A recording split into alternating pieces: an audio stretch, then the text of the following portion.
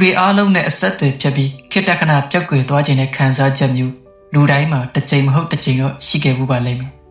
အတိတ်ပဲမရှိတဲ့စကားဝိုင်းတွေအတူရောင်ပြောပြရတဲ့ဆက်ဆံရေးတွေကိုညှင်းငွေလာတဲ့အခါတိတ်ဆိတ်တဲ့နေရာတစ်ခုမှာကိုပြန်ရှာဖွေခြင်းလာတတ်ကြတာတူသဘာဝပါဒါပေမဲ့ငါတယောက်တည်းအထီးကျန်နေရင်ဘယ်လိုလုပ်မလဲဆိုတဲ့ကြောက်စိတ်ကအမြဲတမ်းတားဆီးနေတတ်ပါတယ်သိချမှတ်ထားပါတယောက်တည်းနေရတာဟာကြာရှုံးမှုမဟုတ်ပါဘူးအဲ့ဒါဟာဘဝကိုအသစ်ပြန်လဲတည်ဆောက်နိုင်တဲ့အကြီးမားဆုံးသောစူပါပါဝါတစ်ခုဖြစ်ပါတယ်ဒီကနေ့လူဖွဲ့စည်းကအမြဲတမ်းလူတွေနဲ့ပြည့်နှက်နေဖို့ပွဲတိုင်းမှာပါဝင်နေဖို့တိုက်တွန်းတတ်ကြပါတယ်သူများတွေပြောနေတဲ့အချိန်မှာကိုမပါရင်နောက်ကောက်ကြံရင်ခဲ့ပြီလို့ထင်အောင်ဖန်တီးထားကြပါတယ်ဒါကြောင့်ကိုနဲ့တကယ်မကိုက်ညီတဲ့အပေါင်းအသင်းတွေအစိတ်တင်းတဲ့ပတ်ဝန်းကျင်တွေထဲမှာအချိန်တွေငွေတွေအလဟတ်တာဖြုံးတီးရင်ကိုဘယ်သူမှန်းတော့မသိတော့တဲ့အခြေအနေတွေထိရောက်သွားတတ်ကြပါတယ်တဘာဝတရားကိုလေ့လာကြည့်ပါလင်းယုံငှက်တွေဟာကောင်းကင်ယံမှာအမြဲတမ်းတစ်ကောင်လေးပြန်တန်းတတ်ကြတယ်ခိုးရီစာကလေးတွေကသာအုပ်စုလိုက်ပြန်တန်းတတ်ကြတာအောင်မြင်သူတွေဟာအထီးကျန်တာကိုမကြောက်ကြပါဘူး loneliness ဆိုတာဘယ်သူမှမရှိလို့ဝမ်းနည်းနေတဲ့ခံစားချက်ဖြစ်ပြီး solitude ဆိုတာကတော့ကိုပြန်ရှာဖွေဖို့ရည်ရွယ်ချက်ရှိရွေးချယ်လိုက်တဲ့အဖိုးတန်အချိန်တစ်ခုဖြစ်ပါတယ်တယောက်တည်းရှိတဲ့အချိန်တွေကိုသုံးပြီးဘဝကိုပဲလို့အစိမ့်မြင့်တယ်မလဲပထမချက်ကိုပြန်လဲမိတ်ဆက်ပါ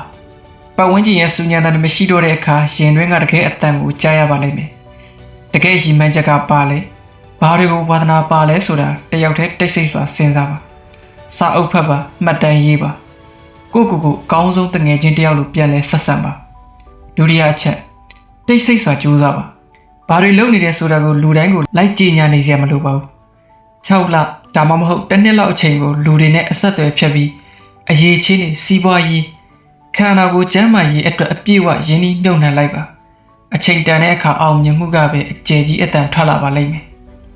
တတိယချက်အရေးသွေးမရှိတဲ့ဆက်ဆံရေးတွေကိုဖျက်တော့ပါတယောက်တည်းနေနိုင်သွားတဲ့အခါသူများအားပေးမှုသူများအဖို့လုပ်ပေးမှုဆိုတာတွေကိုမလိုအပ်တော့ပါဘူး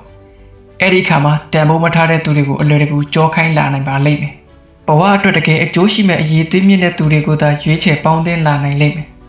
တယောက်တည်းနေရတဲ့အချိန်ဆိုတာအရှုံးသမားဖြစ်နေလို့မဟုတ်ပါဘူးအဲ့ဒါဟာခူကောင်လေးတွေလိပ်ပြဖြစ်ဖို့အတွက်ဘိုးအိမ်ထဲမှာခိတ္တအနားယူပြီးပြောင်းလဲရတဲ့အချိန်ကာလမျိုးဖြစ်ပါတယ်6လလောက်ကိုအချိန်ပေးပြီးတေချာကြိုးစားကြည့်ပါအဲ့ဒီ6လကတခြားသူတွေထက်9နှစ်လောက်ကြိုပြီး8ရောက်သွားစေနိုင်ပါတယ်ဒီနေ့ကစပြီးတယောက်တည်းနေရတဲ့အချိန်ကိုတန်ဖိုးရှိအသုံးချပြီးကို level မြင့်မယ်လို့ဆုံးဖြတ်ထားရင် comment မှာတစ်ခုရေးခဲ့ပြီးပါတိုးတက်မှုခရီးစဉ်အတွက်အပတ်စဉ်ခွန်အားတွေပေးသွားမှာမို့